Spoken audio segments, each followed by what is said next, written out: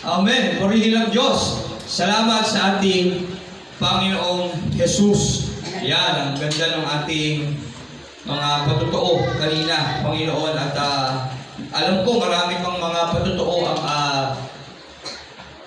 mga kapatiran ngayon. Kaya lang dahil wala tayong oras, sabi ko kay Brother Miron, kahit mga dalawa lang muna. Okay, next Sunday na lang tayo.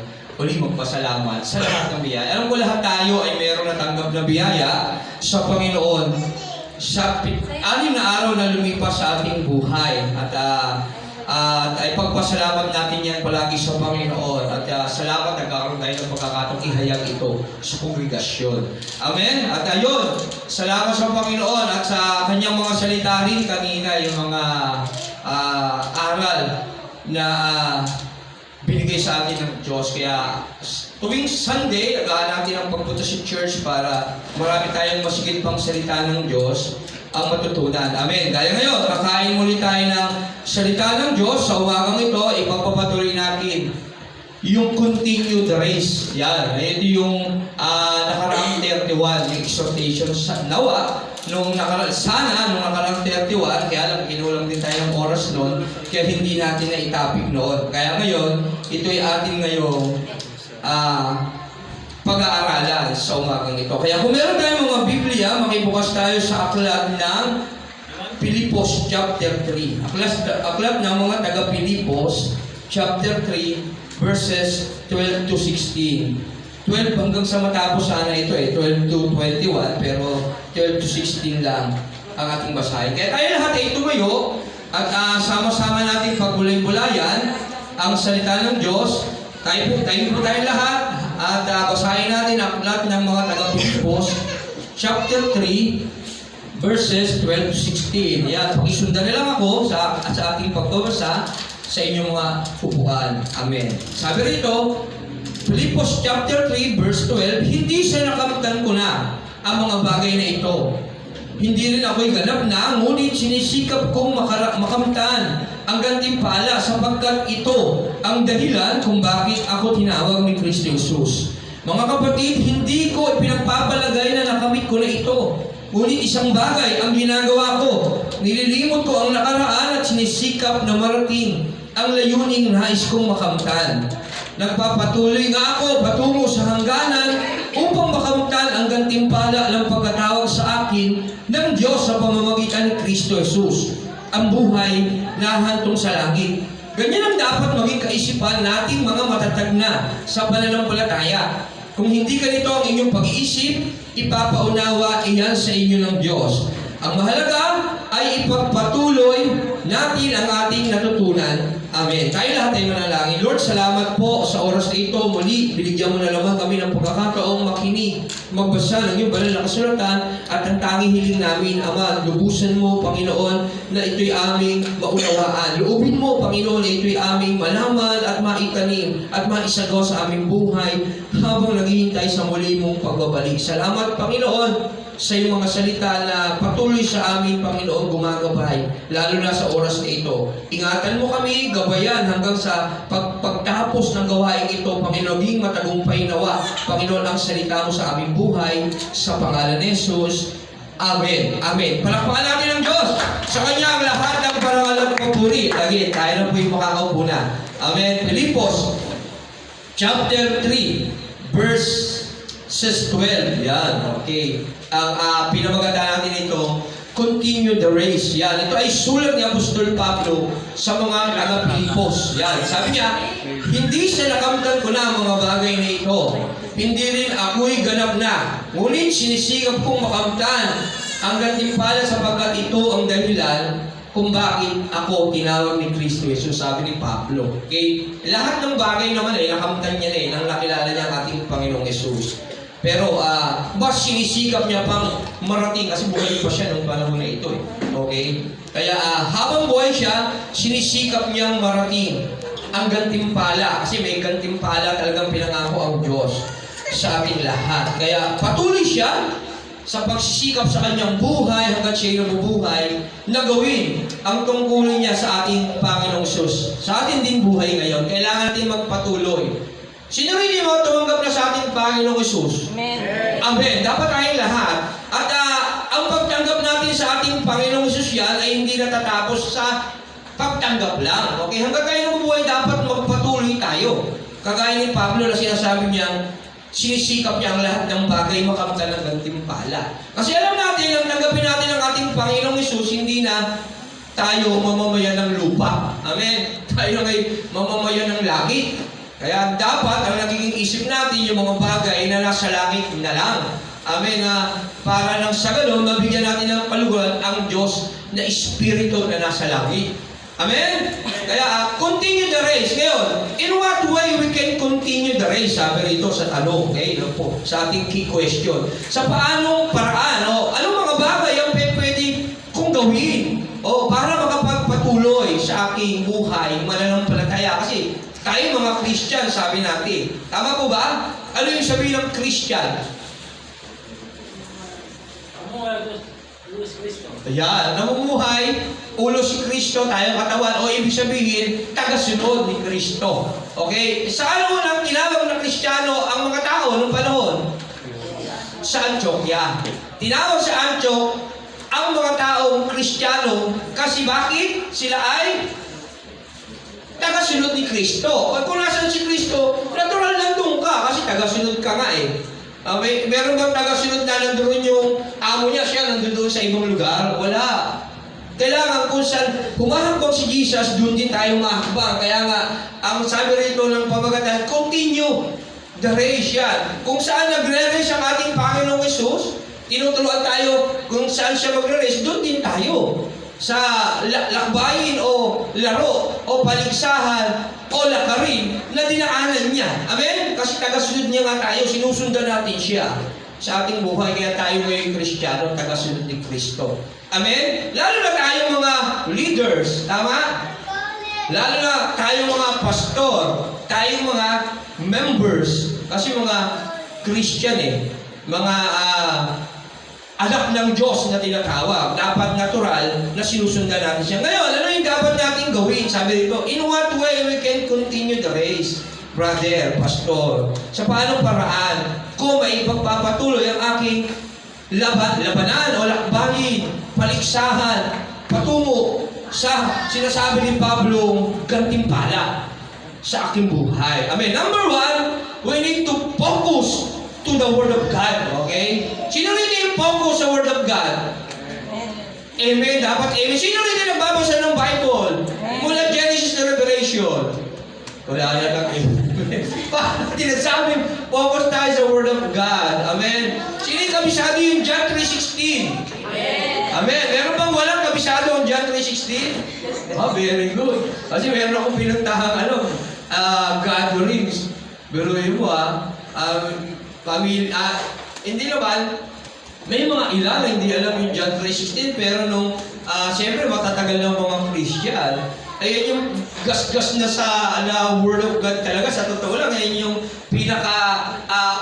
unang Bible verse na dapat malaman ng unang Kristiyano, tama? Alam, hindi ka pa Kristiyano, yan ang unang narinig sa evangelism, tama? Ayan yung pangbungat sa evangelism, yung love of God, amen? Yung dakilang yung agape love ng Diyos sa atin, na yung anak niya na kaisa-isa niya, hinandog niya para sa atin, at yung anak naman na si Jesus Christ, iniwanan niya yung tatay niya.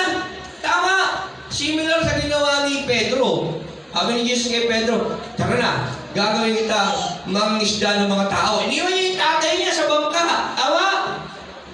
Ganun si Jesus, iniwan niya yung tatay niya, tayo, pasensya ka na, parang ganun. Ililigtas ko lang ang aking bayan. Amen? Kailangan mo lang mamatay sa krus. Wait ka lang dyan. Tama? Parang ganun. Ang sakit nun. Kasi sabi ng John 1:1, kasama ng pasimula. Yung tatay mo, kasama mo, iniwanan mo. Ang sakit sa loob nun. Pero hindi inisip ni Jesus yun. Okay? Tinubos niya tayo sa pamamagitan ng kanyang buhay. Nawala isa sa tatay niya. At yung tatay niya naman, binigay yung anak niya na pinakamamahal. Pero ano yung alaga mong tuta, bigay ng boyfriend mo, kaya mo bang ipabigay sa iba yun? Bawa, binigyan ka ng boyfriend kasi meron kakilala regalo siya ng boyfriend. Ang cute ng tuta, ang liit ganyan, no? Ang cute naman niya, parang baby, sarap karga-kargahin. Kanino galing yan? Binigay po ng boyfriend mo, yung sweet ng boyfriend mo. Pero yun, yung binigay ng boyfriend mo siya, kaya mo na ibigay sa ibang tao yun, papatayin lang. Tama? Hindi, di ba? Masakit sa loob. Pero si Jesus, ginawa niya yung Ama, ginawa niya yun. Hindi tutay si Jesus. Talagang si Jesus ay Diyos na binigay niya. At anak niya yun. Hindi niya ipinagkait. Amen? Kaya, let's continue the race. Number 1, we need to focus to the Word of God. Amen? Philippos 3:14. Basahin natin. Philippians chapter 4 at chapter 3 verse 14. 3:14. Brother Nero. Yan, sabi rito, nagpapatuloy nga ako patungo sa hangganan upang makamtan ang gantimpala ng pagkatao sa akin ng Diyos. Tama ba? Oh. Tama ba?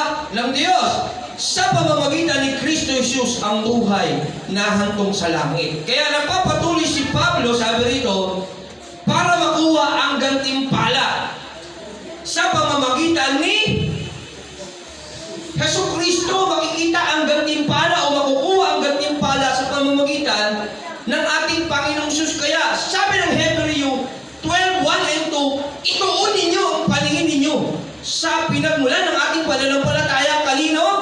Kay Jesus. Hebreo chapter 12, Brother Neron, verses 1 and 2. Okay, babasahin na lang. Matagal mo ba? Kaya may kailangan natin yung laptop na mabilis. Pag-pray natin. 1 and 2. Hebreo chapter 12, verses 1 and 2. Yan. Kailangan natin magmadali. Kailangan natin ng laptop ng mabilis.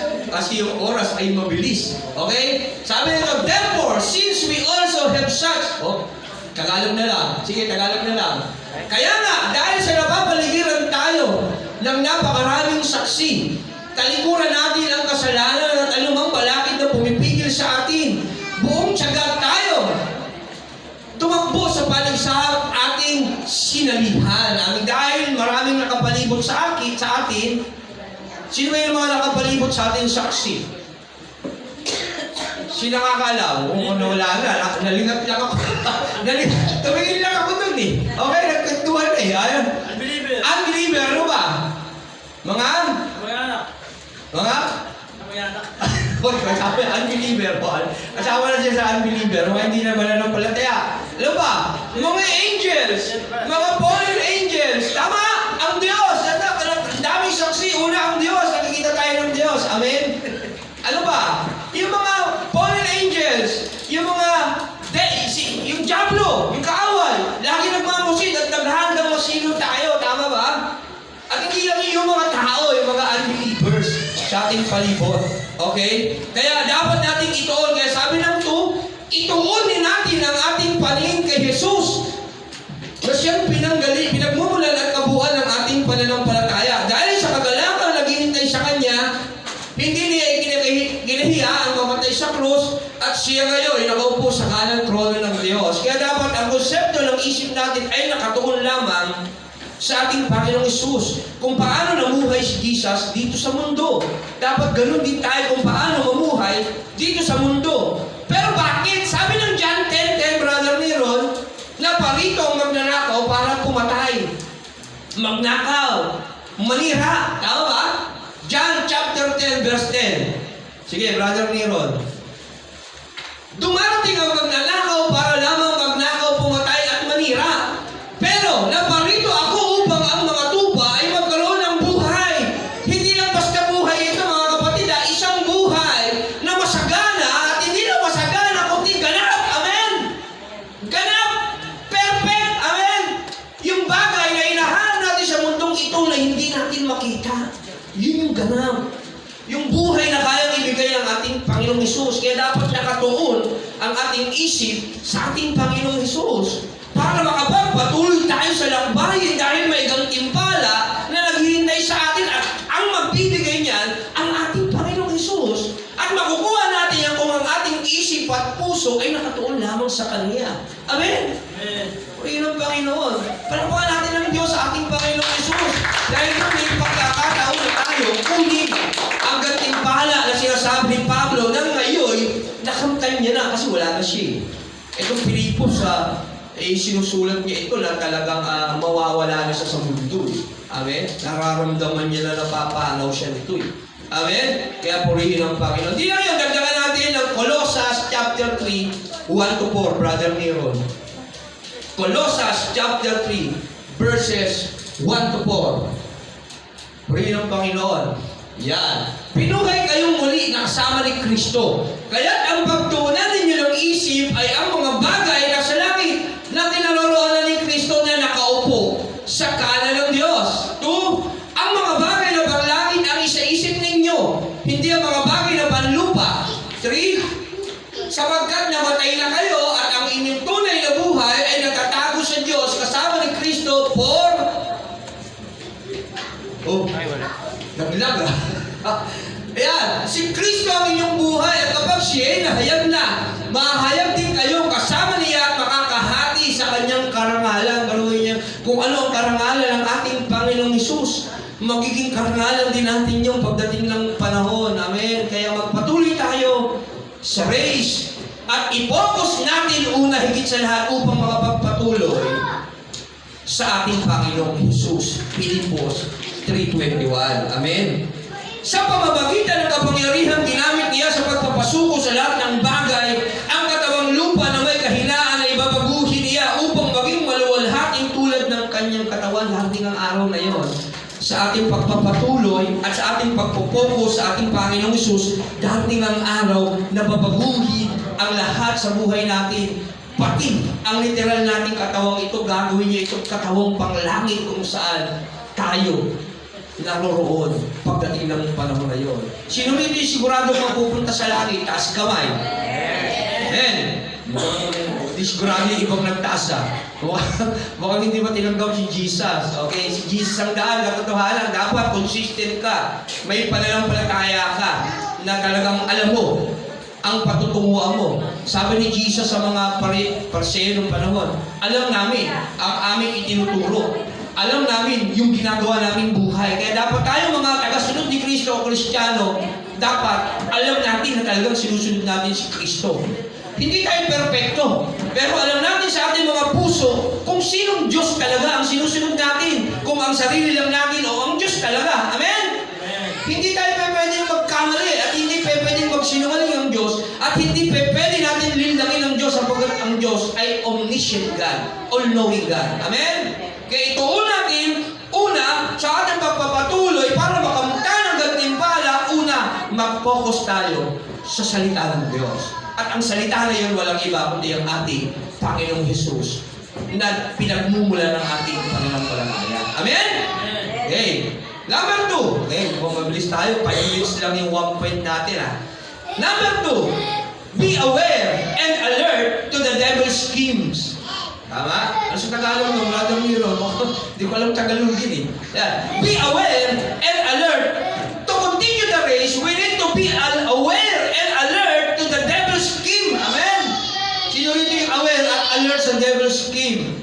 Amen. Dapat tayo lahat. Bakit kaya? Okay, basahin mo na natin yung Pilipos 3:18-19. Pilipos 3:18-19. Tulad ng malimit kong sabihin sa inyo, sabi ni Pablo nang sinusulat niya ito sa mga taga-Pilipos, sabi niya sa 18, tulad ng malimit kong sabihin sa inyo, at ngayon luhaangin ng ulit ko, marami ang namumuhay bilang kaaway ng krus ni Kristo. Amen? Ba't ano ba yung tinuturo ng krus ni Kristo? Holiness. Kabanalan. Amen? Kabanalan. Para na meron, itulak mo ng konti yung yung sa usito una, yung unahan. Konti lang, yung unahan. Yan. Purihin ang Panginoon. Yan. Yung krus ni Kristo, ano ba yung tinuturo niya? Holiness, kabanalan. Kaya sabi ng 1 Peter 1:15-16, dahil ang Diyos sa inyo na pumili ay banal, dapat din kayong magpakabanal sa lahat ng pagkakataon. Dapat hindi na tayo namumuhay kagaya ng buhay ng nasa mundo. Amen? Dapat namumuhay na tayo ng may kabanalan, namumuhay bilang kaaway ng krus ni Kristo. Ibig sabihin, salamat sa kabanalan. Yung mga bagay na panglupa ng mundong ito, dapat iniiwasan na natin yan. Okay? Ano ba yung mga bagay na yon? Okay. 1 Corinthians 6:9. Dagdag ko na lang, hindi ko na note eh. Lumabas lang kayo eh. 1 Corinthians 6:9, Brother Neron. 1 Corinthians 6:9. Ito yung mga kaaway ng krus ni Kristo kasi pinalaya na tayo ng Diyos sa dati nating buhay eh. 2 Corinthians 5:17, sino mong nagpag-isa kay Kristo ay sinang bago nila lang, wala lang dating pagkatao sa halip ito'y napalitan ng bago. Pero nung bago nangyari yun, ito yung buhay natin. Hindi ba ninyo alam na ang makasalanan ay walang bahagi sa kaharian ng Diyos? Dati tayo makasalanan at walang bahagi sa kaharian ng Diyos. Amen po ba? Ngayon, sino rin yung makasalanan pa hanggang ngayon? Taas kamay. Wala lang ang taas Dahil tayo ay pinili na ng dugo ni Kristo, sabi rito sa 18. Tama po ba? At sabi rito, yung buhay natin yan dati. Kaya huwag na ninyong gayahin ang inyong sarili. Amen? Bakit? Ang mga nakikiapi, sumasabot sa Diyos-Diyosan, dapat hindi na natin ginagawa ngayon yan. Nangangalun niya, nakikipagtalik sa kapwa, lalaki o babae. Angat, Brother Meron. Angat mo. 10 yata. Yan. Nagnanakaw, sakim, naglalasing, naglalait ng kapwa o landaraya ay walang bahagi sa kaharian ng Diyos. 11. Ganyan ang ilan sa inyo noon. Noon yun. Okay, dapat ngayon hindi na. Subalit kayo'y pinatawag na sa inyong mga kasalanan at ginawa na kayong banal ng Diyos. Pinawalang sana na rin kayo sa pangalan ng Panginoong Jesucristo at sa pamamagitan ng Espiritu ng ating Diyos. Amen? Tama po ba? Kaya hindi tayo makasalanan ngayon. Dati natin buhay yun. Oo. Kaya huwag na natin hadlangan ang krus ni Kristo ngayon. Dapat namumuhay na tayo ng may kabanalan. Ang tanong, totoo nga bang namumuhay tayo ng may kabanalan? O, dinudumihan pa rin natin yung bagong buhay natin na binigay na ng Diyos sa atin. Amen? Yan dapat natin gawin. Palakasin yung spiritual natin. Dapat lagi tayo ma-attend sa mga gatherings, prayer meetings, devotion. Tapos nakikinig lagi ng Word of God Sunday. Nakikisama tayo sa mga hinirang ng Diyos, praise and worship. Nagipag-sharing tayo. Nagbabasa tayo ng Bible, nagpipray tayo araw-araw para yung ating relasyon ay maging marugtog sa Panginoon. Kaya lang, kalungkot isipin, marami mga Christian, mas gusto nilang kasama yung mga unbeliever. Tama po ba? Yung mga lakas, tama, ako'y nawawala. Nawawala ang isip ko, nawawala ang isip ko. Amen? Okay, gano'n ako. Pag tinanong ako sa school, ako po ay walang reliyon, ako po ay born again Christian. Pero hindi ko gusto kasama yung mga Christian. Gusto ko yung mga lakas tawa kasama ko para mawala rin ako. Kaya, lakas tawa. Lagi akong lasing. Amen? High school ako, tumatakas ako, nagipag-inuman sa mga kaklase ko. Pagka may mga prayer meeting, ayoko dumalo. Dadalo ako, upo ako sa dulo ng upuan. Pag nag-opening prayer, nararapture na ako, nawawala na ako. Nagugulat dati, uy, nawala na si Bebe Kasi Bebe ba? Nasa na siya, narapture na po ata. Ay, ako. Kaya ginagawa ng tatay ko pag linggo, doon ka sa medyo gitna, o kaya sa unahan. Kapag nag-pray, opening prayer niya, nakapikit tatay ko na, ilan yung isang mata, nakatingin sa akin. Kaya pag tingin ko, nakatingin sa akin, gano'n na lang ulit ako. Pag lalabas ako, saan ka pupunta? Diyan ka lang. Gano'n ang ginagawa ng tao. Kasi bahay namin may church. Nung panahon na yun sa second floor ng bahay namin. Kaya pinapantayin niya ako. Kaya gano'n, kaya gusto ng magulang ko na maituon ang aking isip sa biblical, sa spiritual, at mahalaga yun. Amen? At gano'n din, tayo dapat namumuhay ngayon, dapat nakatuon sa spiritual na buhay. Ang dati natin buhay ay wala na. Binayahan na ng ating Panginoong Hesus. Tandaan natin, huwag na tayong bumalik. Sabi yung pag-aaral, yung pangalan natin, na nakasulat sa aklat ng buhay, unti-unting nawawala yan. Yung kaligtasan natin, nawawala yan. Kaya huwag tayong maging kampante. Kaya nga si Pablo hanggang buhay, sabi niya, nagpapato hindi dahil ako'y ganap niya. Nang tinanggap niya ang ating Panginoong Hesus, ligtas ka na. Sa totoo lang, kaya lang, ikaw ang mamimili ng kaligtasan na yun kung pangahawakan mo. Amen po ba? Ikaw ba pag naghahawak ng baso, pag pinilama mo ba yan, nandiyan pa rin sa area? Bawa, hapang baso, inom kang tubig. Pag pinilama mo ba yan, nananatiling nandiyan yan? Babagsak yan at mababasag. Yun ang sinasabi ni Solomon sa mga ngaral 12. Tama po ba? May hangganan ng lahat. Kaya kung hindi natin pinangahawakan yung ating kaligtasan, mawawala din yan sa atin. Amen? Totoong hindi tayo makakapaghiwalay sa Diyos. Yung paghuhukom, yung kagutuman, yung mga anghel, wala. Walang pwedeng humadlang sa pag-ibig ng Diyos. Ang problema, tayong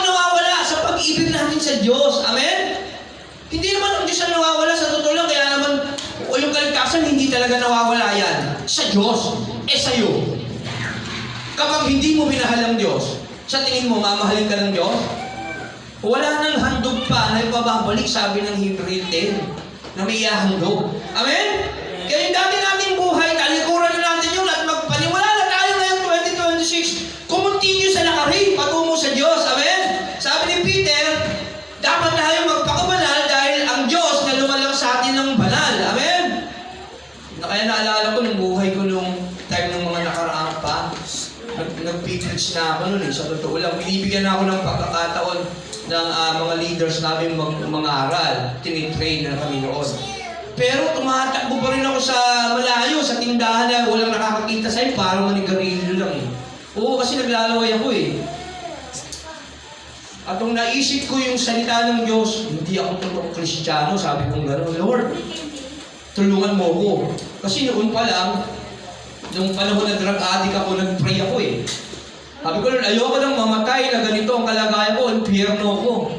Pero nung ako, binago ng Diyos naman, at unting nasa gawain niya na, ganun pa rin ang ginagawa ko. Eh, tumatakas ko para gawin pa rin niya dati kong buhay. Pero pinarealize ng Diyos sa akin, hindi na dapat ako ganito. Kasi yung anak kong bunso, nagsasalita na, pinagagalitan na ako eh. Sinilor eh, lumalaki pa!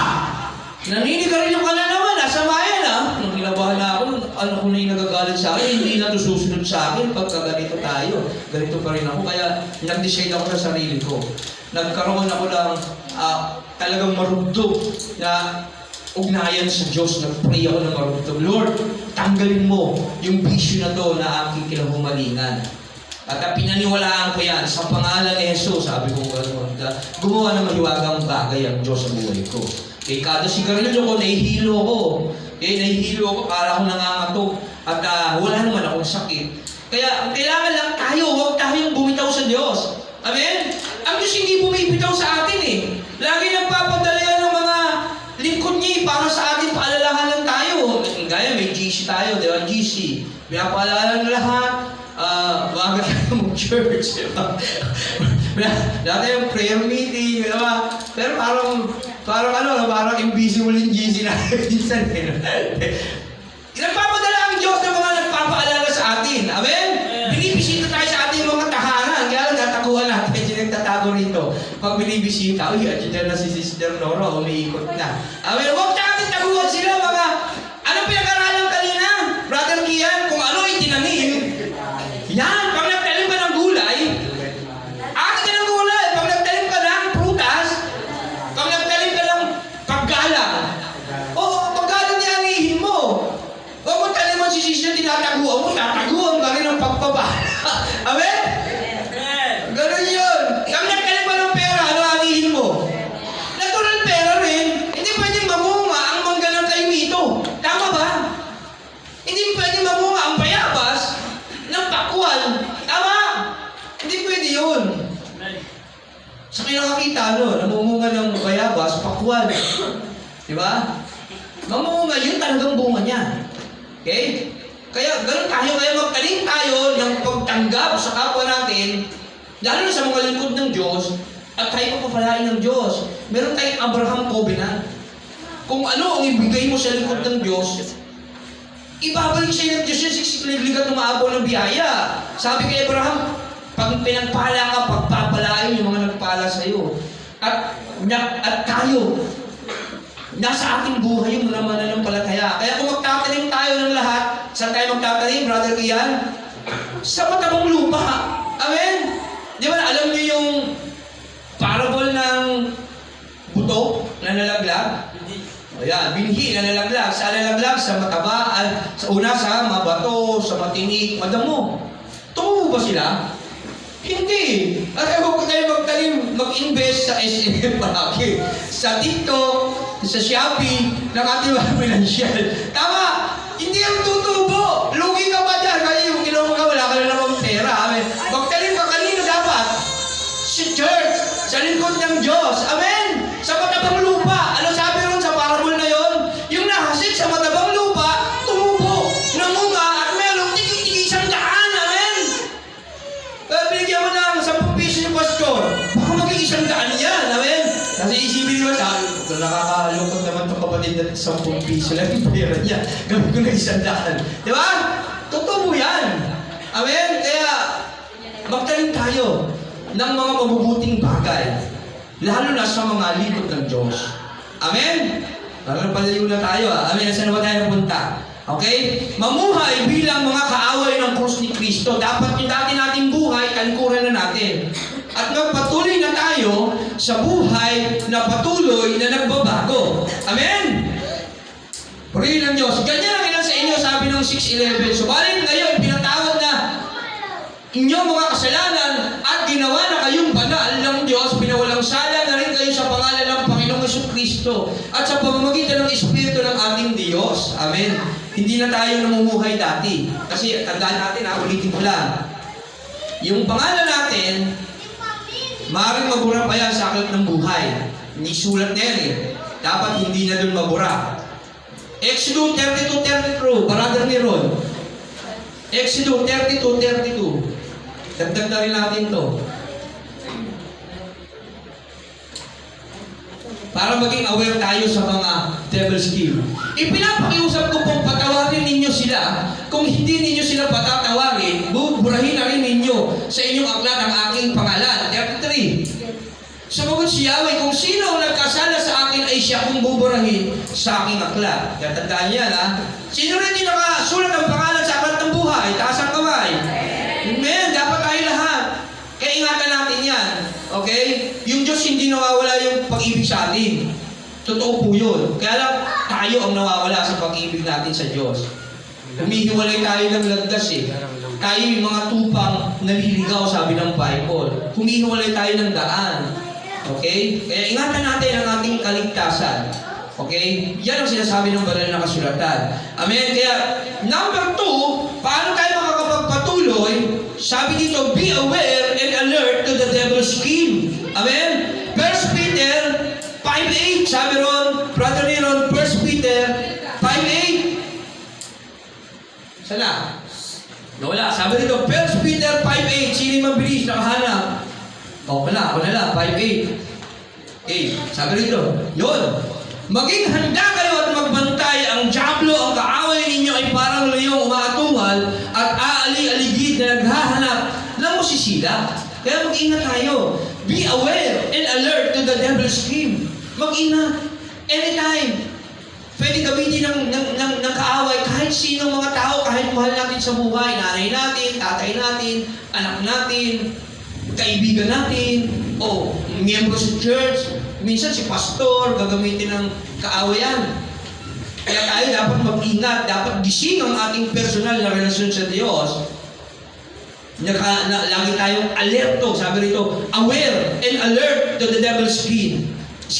Yan, tandaan natin kasi ang diablo, ang tanging rule niyan ng John 10:10, wasakin, sirain yung ating relasyon sa Diyos para tayo hindi makapagpatuloy sa race, para hindi natin makamtan ang gantimpalang ipinangako ng ating Panginoon Jesus.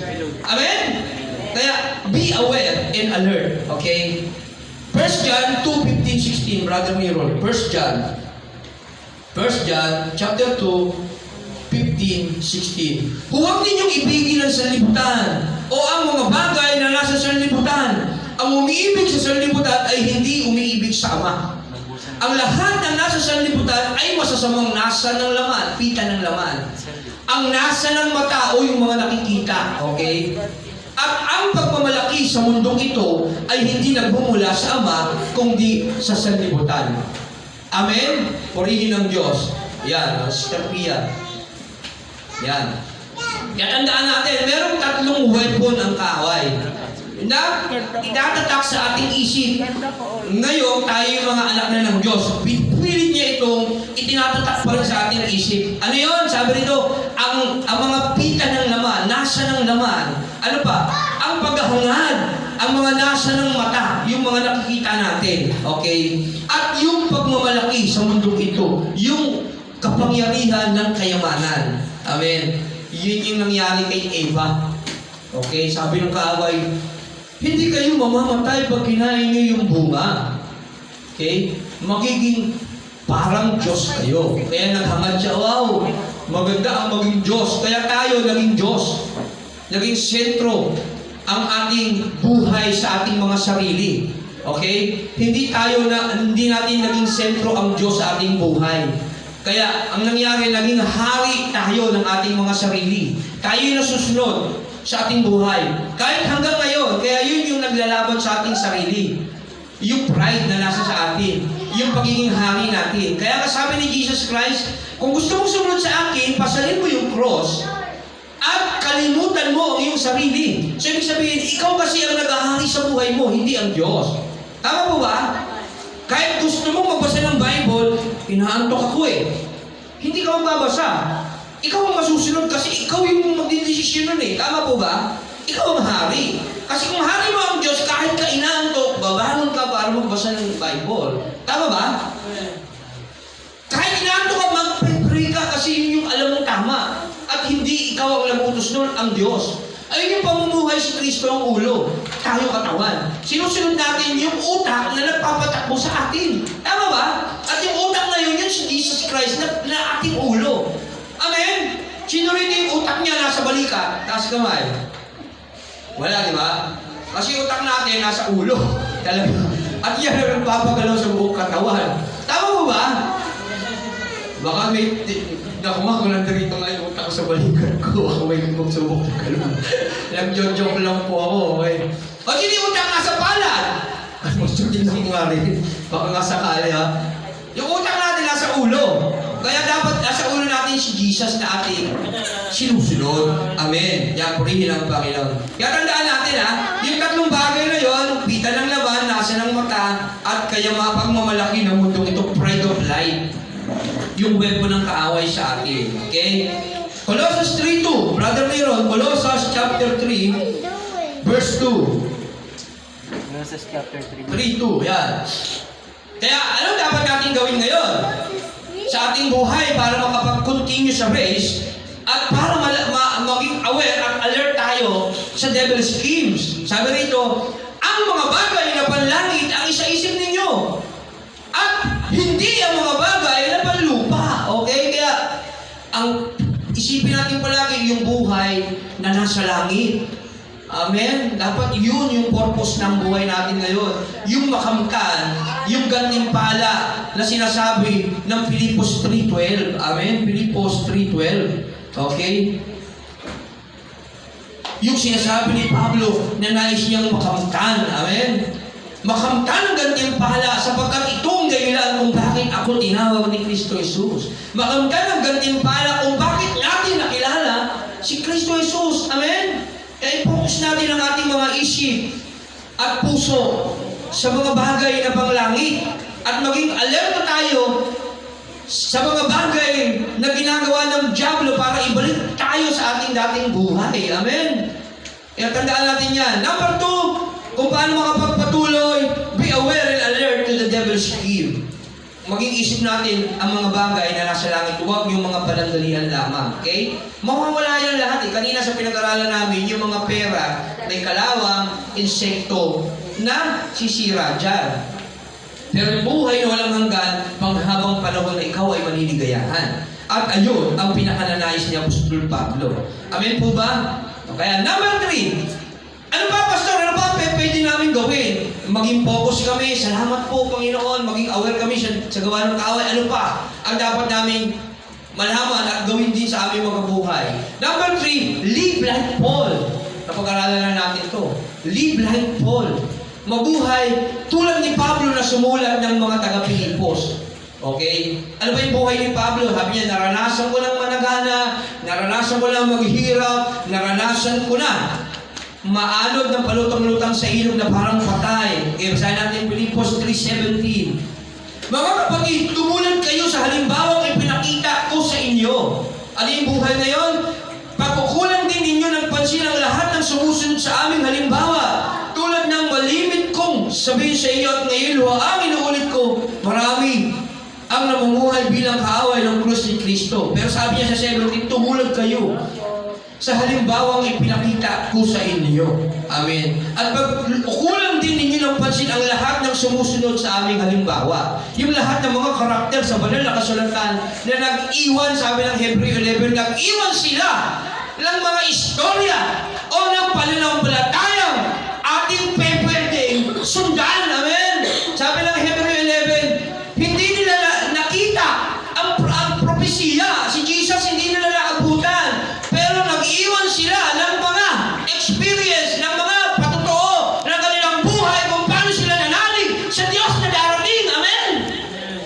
Ang iba sa kanila ay pinalatan ng buhay. Ang iba ay nilagari sa dalawa. Sinibat, pinugutan ng ulo. Amen. Nang dahil sa propesiya na si Jesus na darating na hindi nila naabutan. Pero ginawa nila ang katuwiran para ipakita sa atin ang dapat din natin gawin. Amen. Nag-iwan sila ng pananampalatayang matibay na dapat nating gayahin. Amen. Purihin ang Panginoon. Palapakan natin yung mga taong nabuhay noon para sa atin. Kanilimutan nila yung kanilang buhay. Para matuto tayo ngayon na bumabasa ngayon itong banal na kasulatan na sinulat nila. Amen. Kagaya ni Pablo. Kaya live like Paul.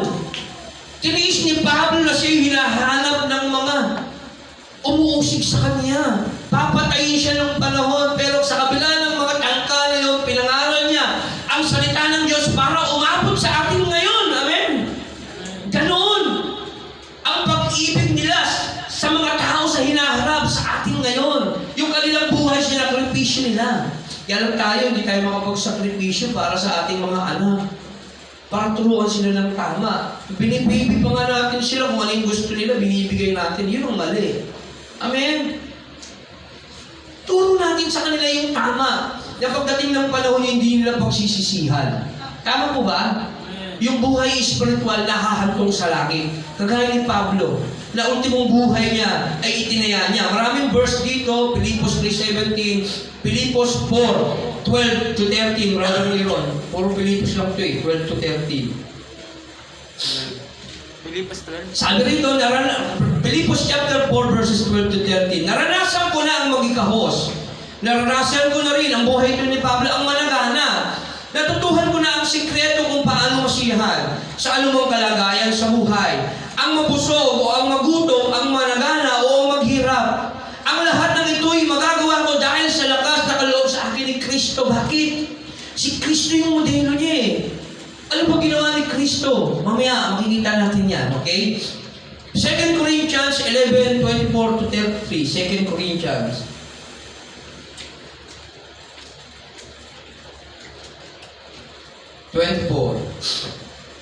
Limang beses akong tumanggap ng 39 na hagupit mula sa mga Hudyo. Si Pablo, biruin mo, 5 beses siyang hinagupit. 5 beses akong tumanggap ng 39, biruin mo, 39 na hagupit mula sa mga Hudyo. 3 ulit kong naranasan hagupitin ng mga Romano. Iba pa sa Romano. Ibig sabihin, mas mabibigat pa siguro yun. At minsan naman binato. Binato hanggang sa mamatay. Iyalo siya, nakakatakas siya ng panahon eh. Kung babasahin ang istorya niya eh. Si Stephen, binato hanggang sa mamatay. Ang sakit nun. Pero si Stephen, tumingala. Nakita niya si Jesus Christ sa langit. Garuin niyo yun. Sino gustong ma-experience yun? Nung habang tinutuyahan ka ng kapitbahay mo, hinahama ka ng mga tao sa palibot mo, pero ikaw nakatingin ka pa rin sa spiritual kay Jesus. Na, Lord, salamat po sa mga tao to, hindi nila alam kanilang ginagawa. Amen? Hinuhusgahan ka nila. Pinaparatahan ka, pero ikaw nakatuon pa rin doon. Pinahayaan mo lang sila. Pinag-pray mo pa sila.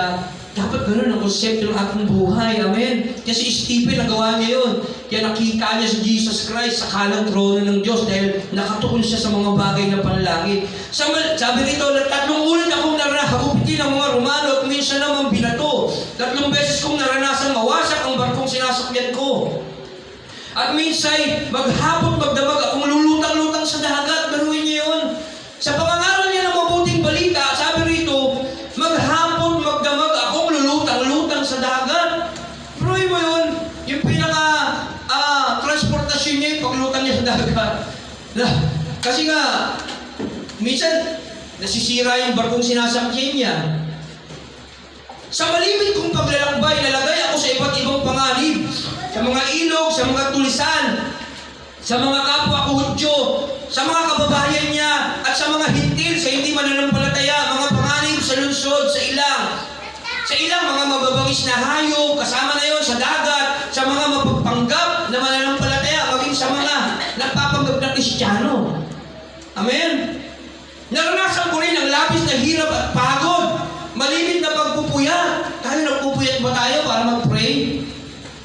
Para sa ating kapatiran? Para sa may sakit? Nagpapatira pa ba tayo? Lumuluhod pa tayo sa Panginoon? Pag nalaman natin sa GC, ay may sakit akong kapatiran. Natuon mo ba yung attention mo kapag nasa jeep ka, nakita mo sa GC? Nagpe-pray ka ba? Ganun dapat tayo. Sa lahat ng pagkakataon, dapat alerto.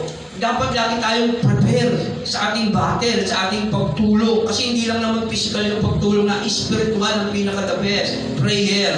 Amen? Sabi rito, malimit niya nagpupuyat at matinding gutom at uhaw. Minsan si Pablo, hindi siya kumakain, makapunta lang siya sa lugar kung saan siya pinapapunta ng Diyos. At yung mga lingkod na nauna sa atin, ganun din. At maging mga lingkod ngayon ng Diyos na ginagawa ang tungkulin nila, nakakalimutan ng kanilang buhay. Nakakaranas sila ng hirap para may isang kaluluwa man lang na maligtas. Para ikaw, kapatid na miyembro ng ating iglesia ay makapagpatuloy sa kanyang pananalangin. Inaasa niya sa Diyos ang lahat. Amen? Naranasan ko ang ginawin, sabi rito. Gutom at uhaw, ginawin, ngunit wala man lamang maibalabal. Ginaw na ginaw ka na silang espiritu, wala kang kumot, bumabagyo. Amen? Walang kumot, bumabagyo, tapos wala kang maisaplot sa iyong katawan. Naranasan ni Pablo yun. Kasi prepare siya sa lahat ng oras kung saan siya papuntahin ng Diyos, ready siya. At pagpunta niya ron, nadidisgrasya siya. Pagtakas niya, naiiwan niya yung gamit niya.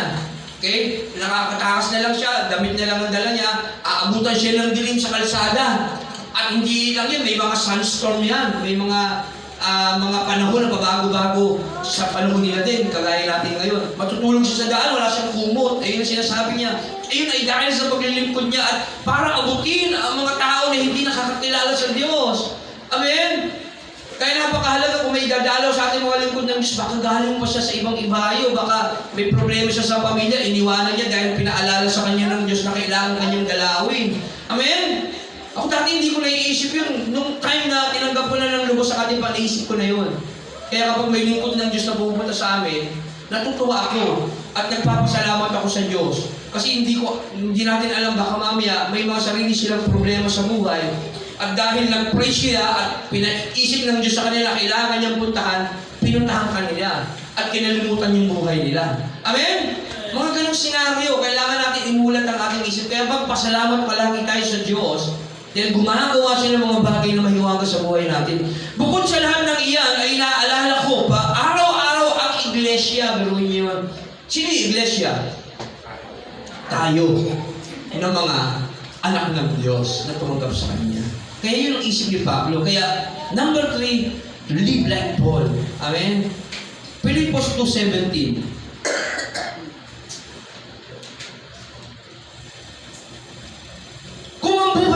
Maging handog para sa inyong paglilingkod at pananampalataya sa Diyos. Ako'y natutuwa at ang puso ko'y nakikigalak sa inyo. Amen? Tingnan niyo yung isip ni Pablo, no? Hindi niya na iniisip yung sarili niyang buhay. Kasi, kumpleto na yung buhay niya. Kaya sabi niya kanina sa Philippos 3:12, hindi ako'y ganap na. Hindi dahil ako'y ganap. Alam niya, sa lahat ng pagkakataon, kahit wala siya ng mga bagay na meron sa mundo, kumpleto na siya. Bakit? Nasa kanya si Jesus eh.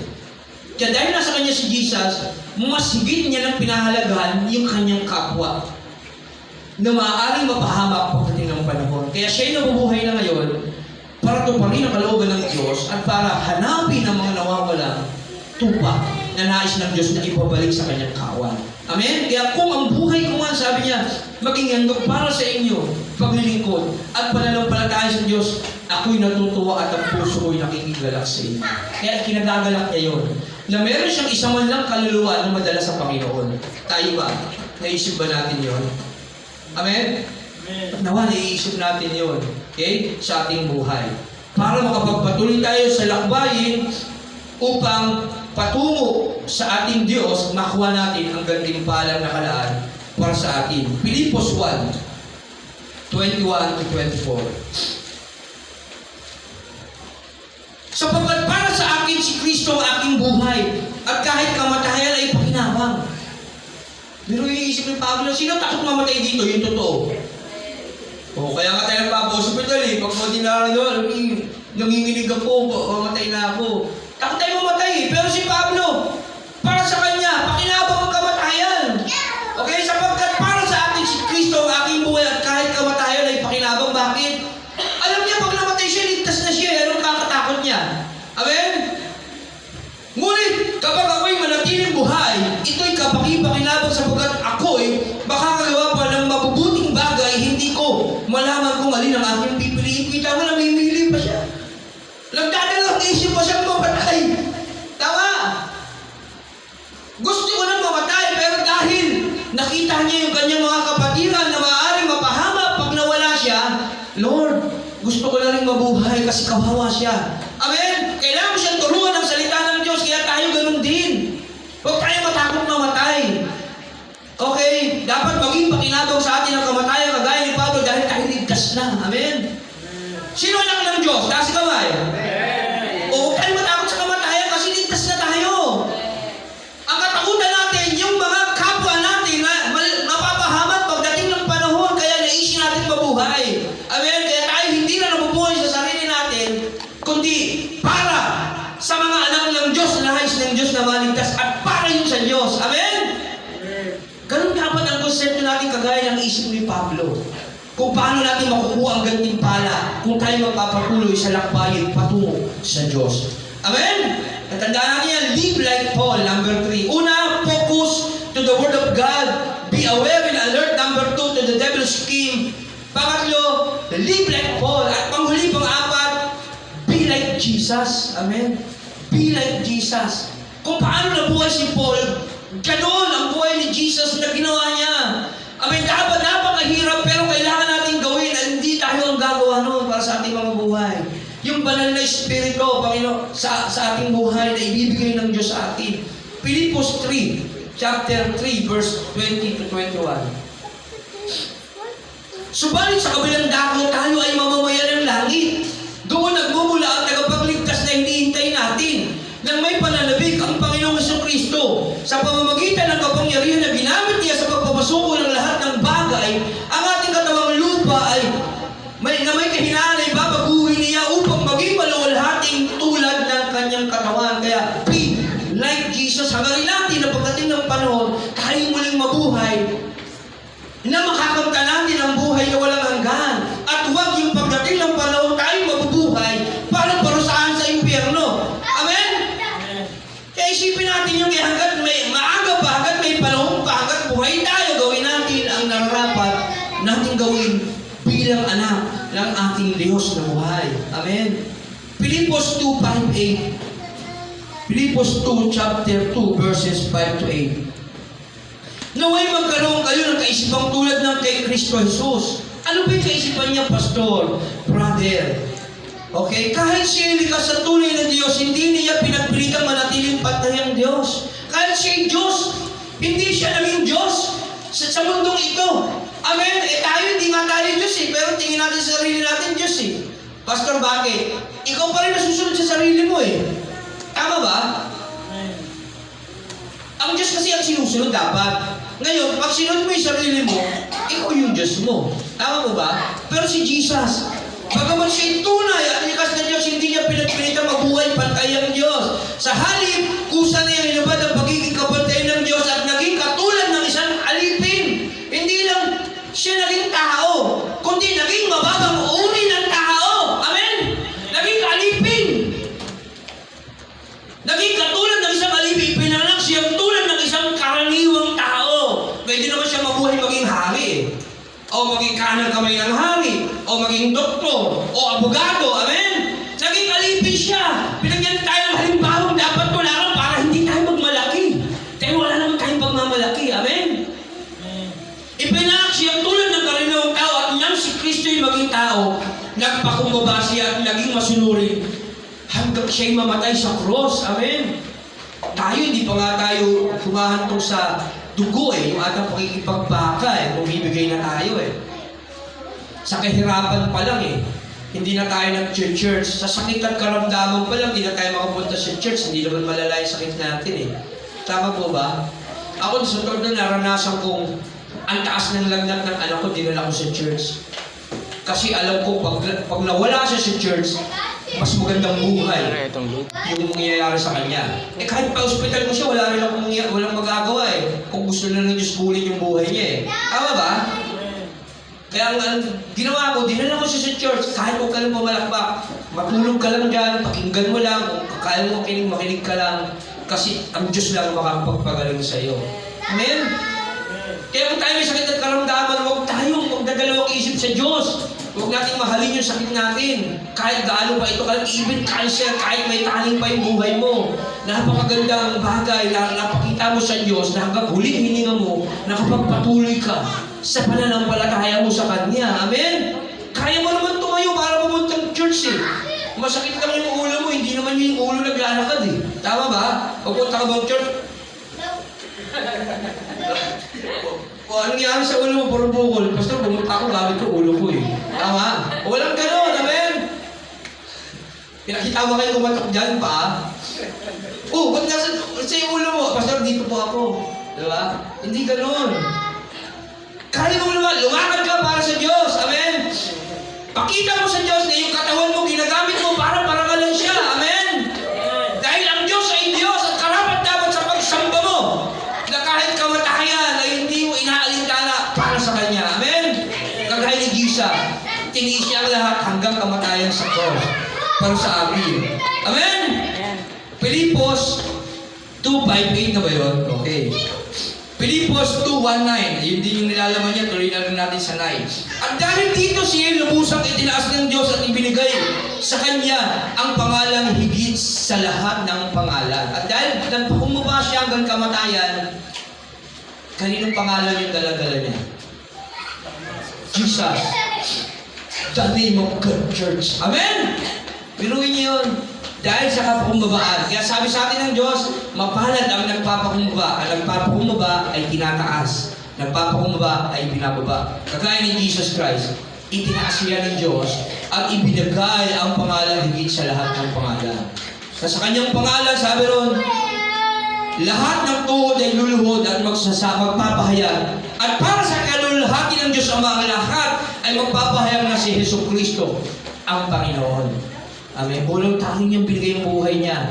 Pantay sila ng Ama Hindi niya sinabing pantay sila, kundi nagpakumbaba siya at binigay ang pangalan higit sa lahat ng pangalan. Okay? Sa buhay natin ngayon, kalimutan na natin yung dati nating buhay. Okay? Ngayon, bagong taon, maraming New Year's resolution. Dapat mabuhay na tayo na sumusunod sa yapak ng ating Panginoong Hesus. Sa buhay ng ating Panginoong Hesus. Sumusunod sa yapak ng buhay ni Apostol Pablo, nagiging aware sa devil's scheme at focus sa salita ng Diyos sa lahat ng pagkakataon. Okay? Dapat hindi natin nararamdaman yung pagkaumay sa pag-church. Hindi natin nararamdaman yung panlalamig sa pagbabasa ng Bible, pananalangin. Okay? Dapat maging konsepto ng taon na ito, sabi ko ni Pastor Eddie, yung Bible reading. At ginagawa natin yung Sunday school. Nasa Matthew chapter 6 na kami kanina, ang ganda ng talakay.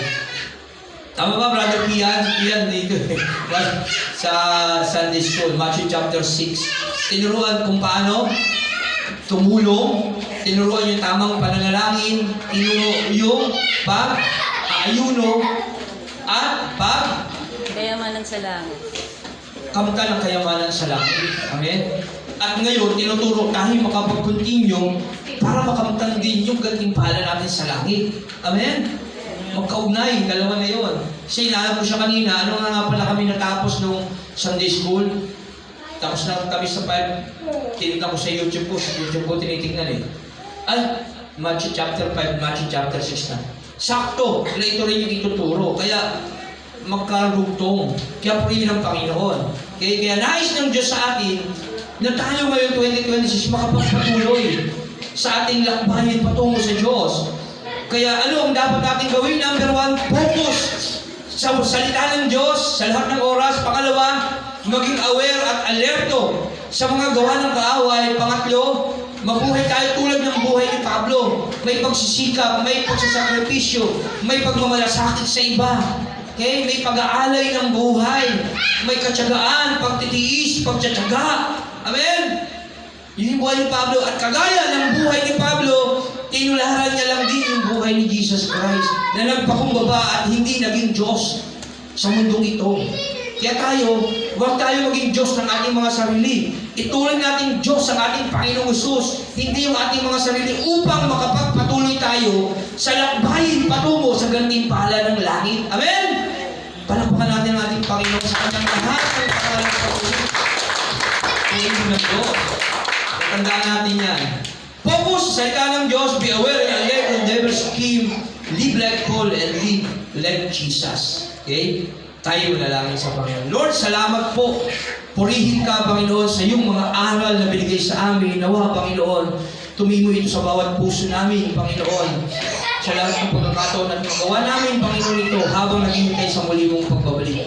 Patnubayan mo kami, mangyari iyong kalooban, ikaw lang ang aming sasambalin, Panginoon, ikaw lang at wala ng iba. Salamat po, baguhin mo ang lahat na dapat baguhin sa buhay namin, Panginoon. Ikaw na ang bahalang maghari sa aming buhay ito. Salamat po sa pangalan ni Jesus.